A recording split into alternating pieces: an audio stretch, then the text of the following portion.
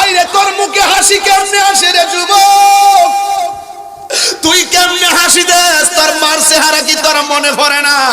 কোন কাল সাপে তোর ধ্বংস করছে?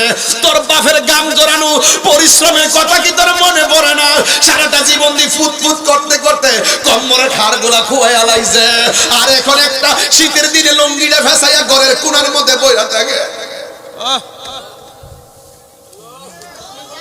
তুই ওয়াজ শুনলে কি করবি? তাহিরি ওয়াজ শুনলে কি করবি? যদি ওয়াজ দিয়া যদি সকালবেলা দুইটা লোকে নামাজি না হয়, ওয়াজ শুনে কি করবি? ওয়াজ শুনলে যদি তোর মা বাবার পাগল না হয়,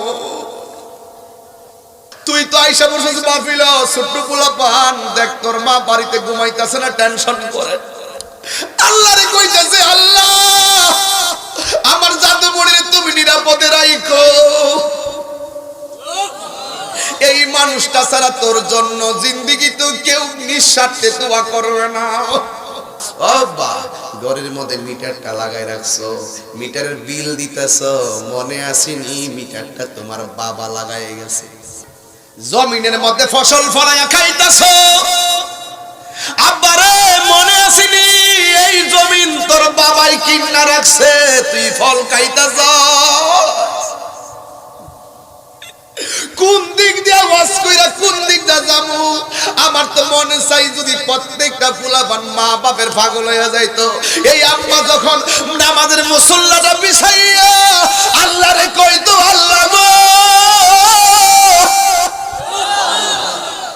ও আল্লাহ,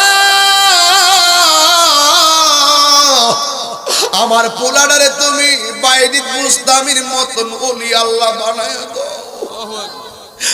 আমার তো মনে হয় প্রত্যেকটা পোলাপান ওলি হয়ে যাইতো। আমি তো আমার দিয়ে হিসাব করি আমার আম্মা কি দোয়াটা যে করে। এই বাপটা ঘাম জড়াইয়া জড়াইয়া এই পকেটের মধ্যে টাকা নাই, খালি পকেটে বাজারে গেছে, কোথায় থেকে যে টাকাটা লই আবার বাজার লই আইছে বাড়িতে। ক্রিকেট খেললা, ফুটবল খেললা, ওয়াক্তে ওয়াক্তে টাইমে টাইমে খাওয়ান খাইছস, নিজের হিসাব মিলাইয়া দেখো না। পকেটে টাকা না থাকলে, মোবাইলে টাকাটা ঢুকাইতে না পারলে কোনো বান্ধব তোরে টাকা দেয় না। অথচ আমার বাপটা সারাটা জীবন ওই কোথায় থেকে যে আইনা আইনা তোরে 3 বেলা খাওয়াইছে, একদিন না সারাটা জীবন। তোর রেজিস্ট্রেশনের সময় ফি গুলা কেমনে দিল, ফর্ম ফিলাপের ফি গুলা কেমনে দিল, তোর এসএসসি পাস করাইলো, তোর ইন্টার পাস করাইলো, তোর ডিগ্রি পাস করাইলো, অনার্স মাস্টার্স করাইয়া তুই সরকারি চাকরিজীবী অফিসার হইয়া গেছস, চেয়ারের মধ্যে বইসা রইছ। বাবা গেছে গর্ব করে তোরে দেখার জন্য, তুই পিউন্ডি কইয়া দিলি, বুড়া একটা মানুষ আইব অফিসে ঢুকতে দিস না, তারে আলগা ঘরে বসাইবি। তোর মতন আরে তুই 6 তলা বিল্ডিং এ থাকবি, মা কম্বল ছাড়া বাড়িতে ঘুমায়, খবর নেস না। অনেক খবর পাওয়া যায় বড় বড় ম্যাজিস্ট্রেটের অনেক সন্তানের মা বৃদ্ধাশ্রমের মধ্যে ঘুমায় আছে না নাই বলে। আল্লাহর কসম, আল্লাহর কসম, তাহিরি ফালতু কথা বলে না। একটা কথা বলি, মা বাবা মানে কষ্ট দিয়ে যদি এরকম মাহফিল 100 সাজাও, 200 সাজাও, কাজ হবে। চূড়ান্ত কথা বলছি এবং দিল থেকে বলছি। আমার মায়ের ভালোবাসা একটি অপূর্ব সাগর থেকে আমি কথাগুলো বলছি। ফুলের সৌরভ, মানুষের গৌরব চিরদিন থাকে না। এই জন্য আমি তাহিরি সমস্ত বিষয় নিয়ে নিজের বাহাদুরির মধ্যে ফেলি না।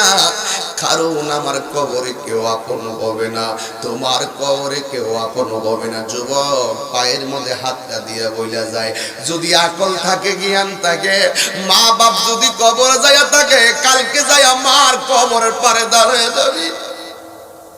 আর মা বাবা যদি বাচ্চা থাকে গো, মা বাবার পায়ের মধ্যে যাইয়া দইরা ক্ষমা চাইয়া কইবি, আম্মা তাহিরি হুজুর কইছে তুমি নাকি পেটে নিয়ে বহুত কষ্ট করছো। মায়ের পায়ের মধ্যে যাইয়া মাপটা চাইবা।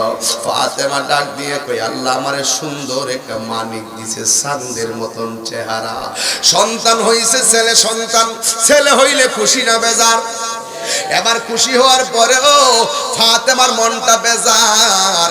জিজ্ঞাসা করা হয়, ফাতেমা তোমার ঘরে সন্তান দিল একটা আনন্দ, এটা আবার ছেলে দিল এটাও আনন্দ, দাইমাবিহীন সন্তান এটাও আনন্দ, আবার খানায় কাবাগুরির ভিতরে সন্তান এটাও তো আনন্দিত হওয়ার কথা। তোমার মনটা কেন বেজার? ফাতেমা ডাক দিয়ে কই কেন বেজার? কষ্ট হইছে, কিন্তু আমার সন্তানের মধ্যে তিনটা সমস্যা পাইছি। এক নম্বর সমস্যা, আমার সন্তানটা চোখ খুললা তাকাই নাই। দুই নম্বর সমস্যা, সন্তানটা হওয়ার পরে একটা কান্নাও করে নাই। তিন নম্বর সমস্যা, সন্তান হওয়ার পরে স্তনের দুধ খাওয়াইতে চেষ্টা করলাম, হাইরে মায়ের স্তনের ভাণ্ড এমন নিয়ামত, গরম পানি শিশুর মুখে দিলে জিহ্বা পুড়ে যাবে, শীতের পানি ঠান্ডা পানি মুখ দিয়া পান করাইলে বাচ্চার ঠান্ডা লেগে যাবে। মায়ের স্তনের দুধ এত নিয়ামত, না ঠান্ডা না গরম, শুধু উপকার আর উপকার। মায়ের একদার দুধের দাম কাটিয়া গায়ের চাম, একদার দুধের দাম, একদার দুধের দাম কাটিয়া গায়ের চাম, পাপস বানাইল ঋণ শুধু হবে না, এমন ধরদি ভবে কেউ হবে না আমার মা। আগো চেয়ারম্যান জিগাও, চেয়ারম্যান সাহেব জিজ্ঞাসা করো, ও চেয়ারম্যান সাহেব, চেয়ারম্যান হইলেন কোন পাওয়ারে? চেয়ারম্যান কইবে তাহিরি রে, একমাত্র আমার মায়ের দোয়ার কারণে আমি সমাজ সেবা করার সুযোগ পাইছি, এটাই হলো বাস্তব। মার দোয়া না থাকলে একটা কিছু হওয়া যায় না। আমার গাড়ির জানা এখন গাড়ির জানা, এখন গাড়ির জানা, এখন গাড়ি গিয়ে দেখবেন একটা ব্যাগ আছে সাদা, ব্যাগের ভিতরে চারটা পাঞ্জাবি, একটা পাগড়ি, একটা গেঞ্জি। আমি যখন ঘুম থেকে উঠলাম, আম্মা কইল কাপড়গুলো, আমি কইলাম রাত্রে বেলা তো ছিল এখানে, কই আমি এটা দইয়া দিছি সকালে। আর আমি ঘুম থেকে ওঠার পরে আম্মাকে, তুই না কালকে দিনের বেলা সুনামগঞ্জ যাবি, এই জন্য কাপড়গুলা দইয়াই আমি ইস্তারি করে এনে রাখিয়ে দিছি, যেন তুমি সুন্দর করে ওখানে যাইতে পারো। আজকের ঘটনা এটা, আজকের ঘটনা এটা। তুই তো আইসা বসেছিস মাহফিল, ছোট্ট পোলা পান, দেখ তোর মা বাড়িতে ঘুমাইতেছে না, টেনশন করে, আল্লাহরে কইতেছে, আল্লাহ আমার জাদু বড়িরে তুমি নিরাপদে রাখো, এই মানুষটা ছাড়া তোর জন্য জিন্দেগি তো কেউ নিঃস্বার্থে দোয়া করবে না। ওই সন্তান যদি না কান্দে, আমার দেশের মা চাচিরা হুজুরের কাছে যায়, কয় হুজুর একটু পানি ভরা দেন, আমার বলা কান্দে না, বেশি কাঁদলে কয় হুজুর পানি ভরা দেন, আবার যদি দুধ পান না করে হুজুর কাইতন ভরা দেন। যদি সন্তান না থাকা, হো আল্লাহ আল্লাহ, সন্তান তাকাই না কেন পাগলের মতো হয়ে যায়। ফাতেমা বলেন, আমার সন্তান খায় না, আমার সন্তান কাঁদে না, আমার সন্তান আমার স্তনের মধ্যে মুখ লাগাই না। আব্বারে মাঝে মাঝে ওয়াজ থেকে একটু ঘরে ঢুকে যাই, কষ্ট নিও না, বেশি লম্বা চূড়া নাই, ঘন্টা খানেক, কথা শুধু একটাই, জীবন বড় সংকীর্ণ, জীবন বড় ক্ষুদ্র, জীবন কেবল পৃথিবীটা ক্ষণস্থায়ী, কেউ থাকবো না ফুলের সৌরভ, মানুষের গৌরব চিরদিন থাকে না, এমন জীবন তুমি করিবে গঠন, মরণে হাসিবে তুমি কাঁদিবে ভুবন। আব্বা আব্বা, ঘরের মধ্যে মিটারটা লাগাই রাখছো, মিটারের বিল দিতেছ, মনে আসেনি মিটারটা তোমার বাবা লাগাই গেছে।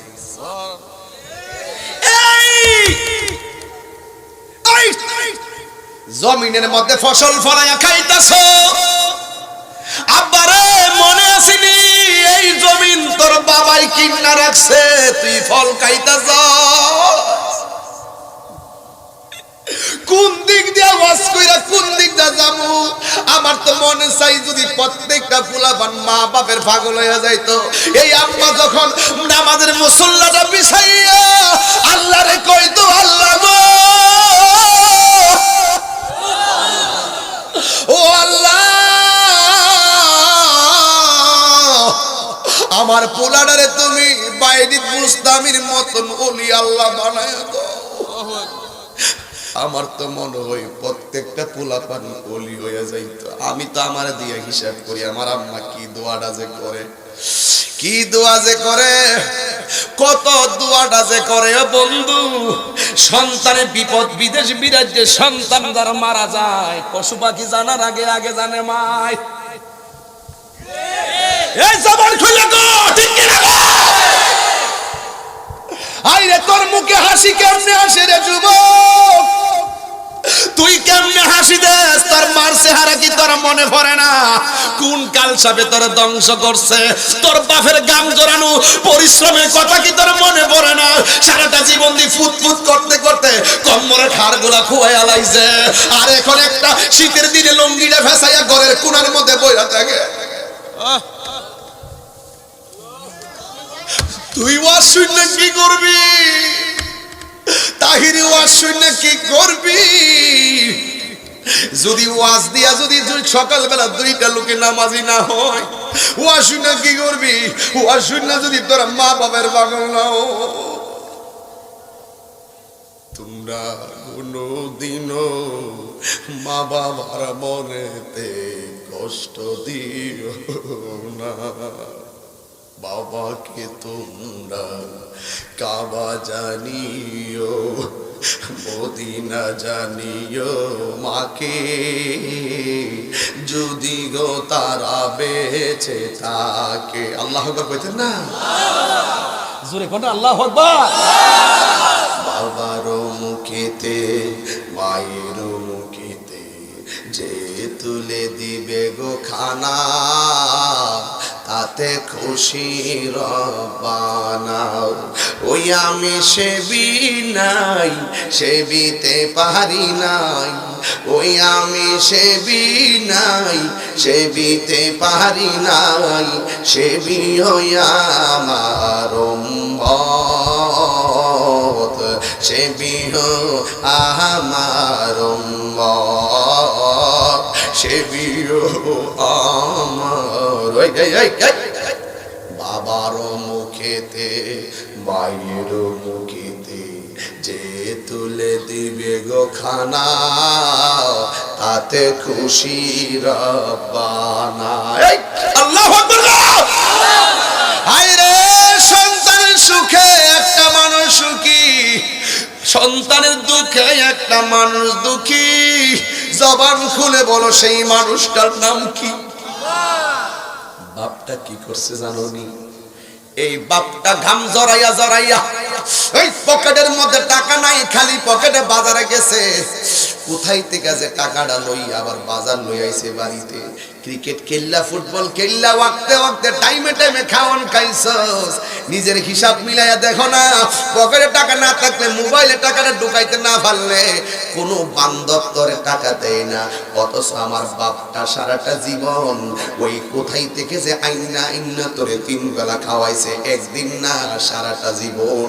তোর রেজিস্ট্রেশনের সময় ফি গুলা কেমনে দিল, ফর্ম ফিলআপের ফি গুলা কেমনে দিল, তোর এসএসসি পাস করাইলো, তোর ইন্টার পাস করাইলো, তোর ডিগ্রি পাস করাইলো, অনার্স মাস্টার্স করাইয়া তুই সরকারি চাকরিজীবী অফিসার হইয়া গেছস। চেয়ারের মধ্যে বইসা রইছো, বাবা গেছে গর্ব করে তোরে দেখার জন্য।